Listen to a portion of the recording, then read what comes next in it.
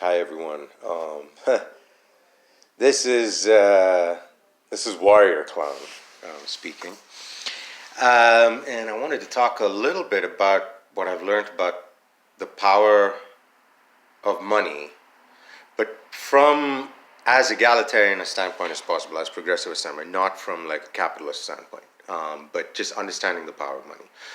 Um, one of the enduring lessons that stood by with from my parents, and I remember this was understanding how to budget, was understanding the power of money, was understanding um, that even when you lead, like let's say, or have a job that does not pay as much, it is still important to save, try and as much as possible live within one's means, so on and so forth. I know it's harder than for a lot of people than it is to say.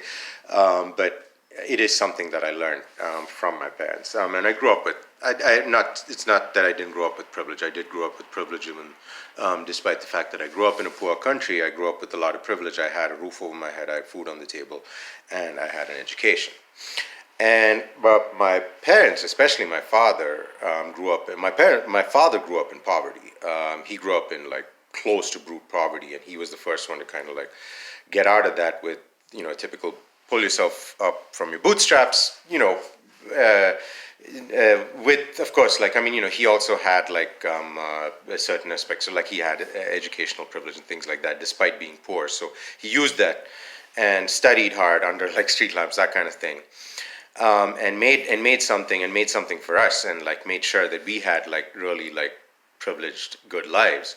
Um, and one of the lessons that he always told me, something that like really endured, was he said, "You must never worship money, but you should also understand its power, because if you don't, it'll kick you right in the balls." Now I'm paraphrasing because he is way too sweet a man and or way too well spoken a man to be like talking like that, but I'm not. However, that really stood with me. Do not worship money. Do not put it on a pedestal, but understand its power. Otherwise, it will kick you in the nuts. And that's something that I've just had with me throughout my life, and it's something that I think I would want to pass on to my daughter and other children that I might be caring for in my family and in my household and in my community. Um, is understanding that, and is understanding. I mean, right now with the system as it is, money being that fiat currency, but also fiat power, fiat um, access, fiat um, uh, uh, value. Like people in our society, especially in capitalist society, assign value to people based on the amount of money they have, the amount of wealth they have, which is extremely dangerous and sociopathic and psychopathic and deep-rooted sociopathy and psychopathy in our society. However, also, and therefore, it is really important to understand for progressives like myself, for feminists, for folks who like believe in like a more humane and more egalitarian, more peace-loving and caring Earth. By the way, I'm on my porch and it is winter in Minneapolis, which is why I'm dressed like a lumberjack and breathing out steam, if you can see it. But anywho, it's a three-season porch. That's why it's kind of cold, but it's kind of nice. So I also come out here to smoke up, which is why it's my favorite place of the house. And that's something I actually wanted to talk about. It's, understanding that power of money helped helps me and my family and our community, the community we live in, because we live in an intentional community, to lead a more stable, sustainable lifestyle, working class lifestyle. Like we actually like our income would qualify us for food stamps, but we don't get it because we can't legally get it because I'm a Canadian citizen and a U.S. green card holder, but we probably wouldn't need it anyway. But our income actually technically qualifies us for food stamps currently, and yet we have worked full time our entire adult lives. I have worked full time ever since I graduated from university here in the States. I came here for grad school and I've worked full time ever since then. In pretty low paying jobs. Hi, honey. My spouse, my partner is looking at me through the window, wondering what I'm doing. Anyway, uh, and I've always worked low paying jobs. And I'll tell you actually how much. I don't mind disclosing. My first job out of grad school, I graduated with a master's in public health and geography. And and even during grad school, I worked jobs that were like $400 a month, $800 a month, because that's all I could work as an immigrant. 20 hours a week on campus. I could not work anymore legally, so I had to work whatever bare minimum wage job I could find, and I had to budget and make do, and it was tough and it was irritating, and I've written a lot about it in my blog, which I'm going to pitch, Love Liberation Struggle, because whatever, this is my this is my vlog, and that's my blog, and whatever. So, but anyway, getting back to the point. I've always managed to live within my means. I've always managed to save money over the years, and I've been doing this for the last decade and a half, and over the last 7 years with my partner as well. Whether we work, whether we were working like one and a half, two jobs, whatever we were working, or whether we were students. One of us was a student, one of us, and then we were working part time. We've always worked full time and had to generate income and often low level incomes in order to like get through. But we've always saved, and we've eventually propertied up as well. That's what I want to talk about, because that's the safety net.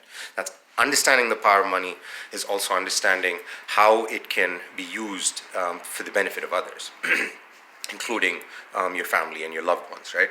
So without worshiping it.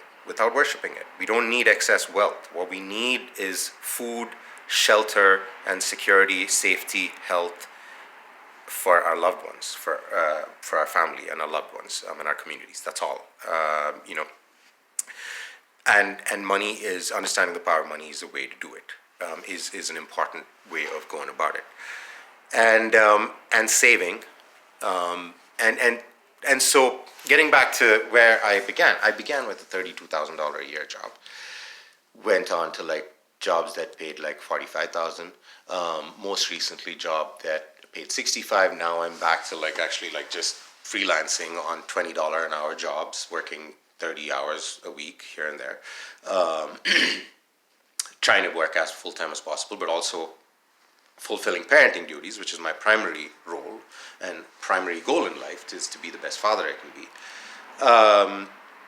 Budgeting, living within one's means, no matter how little one is making. And I understand that this is difficult, but doing it anyway takes away the power of capitalism, takes away the power of aspirational wealth and fame and power itself, influence that corrupts our minds, corrupts our souls, and helps us lead more secure, egalitarian, community-based lives. Caring for our loved ones, caring for our community, and understanding that power, understanding how to budget for it is important, because this is where it's got us. It helped us stay out of debt. It helped us clear debt. It helped us save money. It helped us over years slowly put in down payments. We have a mortgage on a condo in Toronto that we got through a nonprofit agency that helped low to middle income folks in Toronto gain condo ownership, gain home ownership. Now, I myself am like critical of condos. I'm critical of gentrification, however, but that has enabled us to have a safety net for not only our daughter but our community's children, our people in our community. If shit were to go down here in the States, we have that safety net there, because that condo and while we lived there, we saved money. We also invested in a little bit of rural land that we bought outright. And that condo now we are able to rent out at below market rent, while still paying off the mortgage to a wonderful family who have become our friends, right? Similarly, when we moved back to the States, to Minneapolis, our home here, We bought a place, a modest 4-bedroom house in a neighborhood that some people call the hood. I don't know. I love it. I don't care. But South Side represent, man. Like no kidding. Like I'm now like South Side through and through. Minneapolis South Side through and through.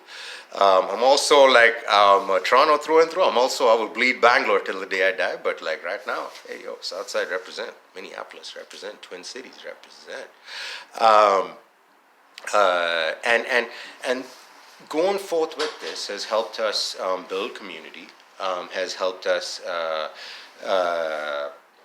create space for friends and loved ones beyond just our immediate family to grow, where we live and cooperate with each other and rely on each other, and that intentional community. Like we're living that. For us, what was the hippie commune dream? And we're doing it in a way that's like, that's still like, sort of like keeping us grounded. We're not off the grid. Like I can't live off the grid. We have internet. We live in Minneapolis. We work regular jobs, but we also have our safety net of people, of resources, because we understood the power of money, but we did not worship it, and we shared. It's important to share and share, like, because money is only one step of the way, but it has to go towards building community. It has to go towards building love. It has to go towards building, nurturing, cooperative relationships around us, friendships and community. That is the power of money, the way to understand it without worshiping it. Because if you understand the power of money and start worshiping it, it's bad. Then you start going for the millions, you start going for the wealth, you start going for the fame, the influence. It's not good, and that's what my parents taught me, and that's the root of evil. That's the root of unhappiness too. Whereas, like and I'm not saying like our lives don't have struggle. We have righteous struggle. That's how resiliency is built. But we also have love in abundance. We have security in abundance. We have safety in abundance. We have health in abundance. We have we can deal with trauma. We can deal with crises that come our way. We know we can. We have 3 animals, including and 5 adults and 2 kids in this household alone. And we also are building a community with other children, with other parents and families and children and animals. And like we have a childcare collective going on with other parents.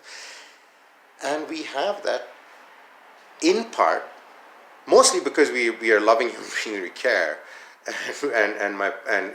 and we lead like lives that like honor mothers and women and parenting and nurturing and as opposed to like workaholism and fame and money and influence. But we understand the power of those things, and we understand how to use them in moderate ways, in limited ways, to our benefit, while keep being spiritually grounded and while being centered and not worshiping that stuff. And that lesson that my dad gave me: do not worship money, but understand its power, otherwise it can kick you.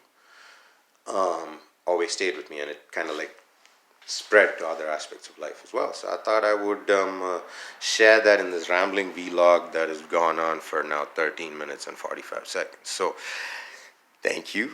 This is Warrior Clown signing off. If you want to know more about who I am, check out my blog, Love, Liberation, Struggle. Cheers.